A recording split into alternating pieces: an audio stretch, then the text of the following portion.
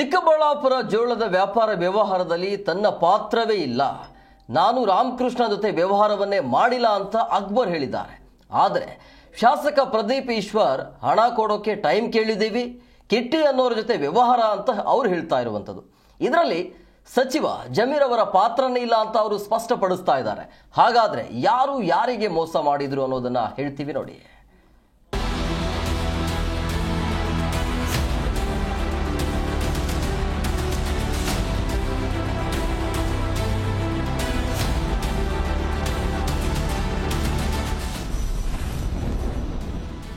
ಒಬ್ಬೊಬ್ಬರಿಂದ ಒಂದೊಂದು ರೀತಿ ಹೇಳಿಕೆ. ವಿನಾಕಾರಣ ನನ್ನ ಮೇಲೆ ಕೇಸ್ ಎಂದ ಅಕ್ಬರ್.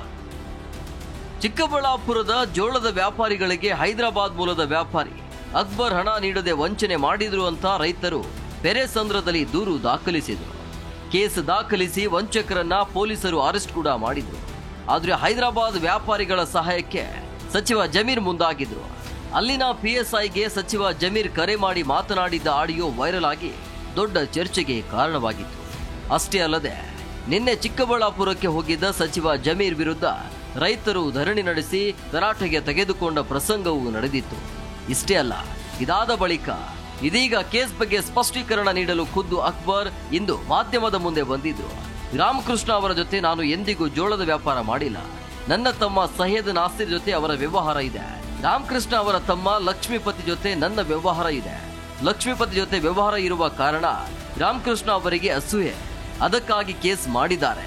ಪೊಲೀಸರು ಕೂಡ ರಾಮಕೃಷ್ಣ ಅವರ ಬೆಂಬಲಕ್ಕೆ ನಿಂತಿದ್ದಾರೆ. ಕೇಸ್ ದಾಖಲಿಸದೆ 1 ವಾರ ಕಸ್ಟಡಿಯಲ್ಲಿ ಇಟ್ಟು ಹಲ್ಲೆ ಮಾಡಿದ್ದಾರೆ. ರಾಮಕೃಷ್ಣ ಕೂಡ ಬಂದು ಹೊಡೆದಿದ್ದಾರೆ. ಈಗ ಪ್ರತಿಯಾಗಿ ದೂರು ದಾಖಲಿಸಿದ್ದೇನೆ ಅಂತ ಅಕ್ಬರ್ ಹೇಳಿದ್ದಾರೆ.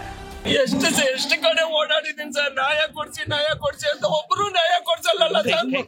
ಕೇಳಕ್ ಬಂದ್ರು ಅಲ್ಲಿ ಬಿಡಲ್ಲ, ತಳ್ತೀರ ಸರ್. ನಾವ್ ಇನ್ ಯಾರು ಸರ್ ಕೇಳ್ಕೊಳ್ಳೋದು? ಯಾರು ಕೇಳ್ಕೊಳ್ಳೋದು ನೀವೇ ಹೇಳಿ ಸರ್. ಸಾಯಂಕಾಲ ಅಷ್ಟೊತ್ತಿಗೆ ಎಲ್ಲರ ಹೆಸರು ಬರ್ದು ಬಿಟ್ಟು ಸತ್ತು ಹೋಗ್ತೀನಿ.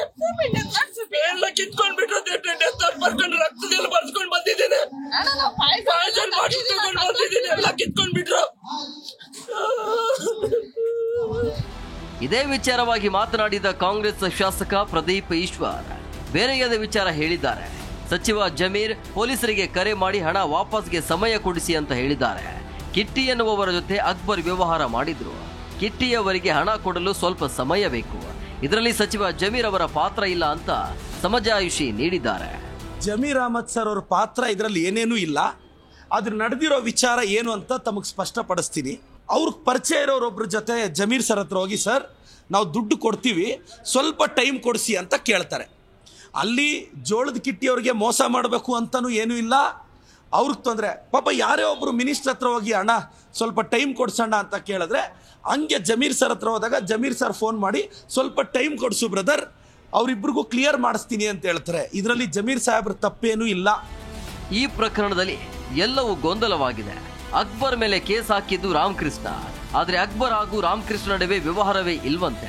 ಹಾಗಾದ್ರೆ ಶಾಸಕ ಪ್ರದೀಪ್ ಈಶ್ವರ್ ಹೇಳ್ತಿರೋದು ಕಿಟ್ಟಿಗೆ ಹಣ ಕೊಡಬೇಕು ಅಂತ. ಅಕ್ಬರ್ ಮಾತ್ರ ನಾನು ಯಾರಿಗೂ ಹಣ ಕೊಡೋದು ಬಾಕಿ ಇಲ್ಲ ಅಂತ ಹೇಳ್ತಿದ್ದಾರೆ. ಈ ಎಲ್ಲ ಗೊಂದಲಕ್ಕೆ ಪೊಲೀಸರೇ ತೆರೆ ಎಳೆಯಬೇಕಿದೆ. ಆರೋಪ ಹೊತ್ತವರು ಮಾತ್ರ ನ್ಯಾಯ ಕೊಡಿಸಿ ಅಂತ ಹೇಳ್ತಿದ್ದಾರೆ. ಆದರೆ ಹಣ ಕಳೆದುಕೊಂಡ ರೈತರು ಮತ್ತು ಚಿಕ್ಕಬಳ್ಳಾಪುರದ ಜೋಳದ ವ್ಯಾಪಾರಿಗಳ ಪರ ಸರ್ಕಾರ ನಿಲ್ಲಬೇಕಿದೆ. ಕ್ಯಾಮರಾಮ್ಯಾನ್ ನಿಂಗರಾಜ್ ಗುಡಿಗೇರಿ ಜೊತೆ ಜನಾರ್ದನ್ ಹೆಬ್ಬಾರ್, ಜಿ ಕನ್ನಡ ನ್ಯೂಸ್, ಬೆಂಗಳೂರು.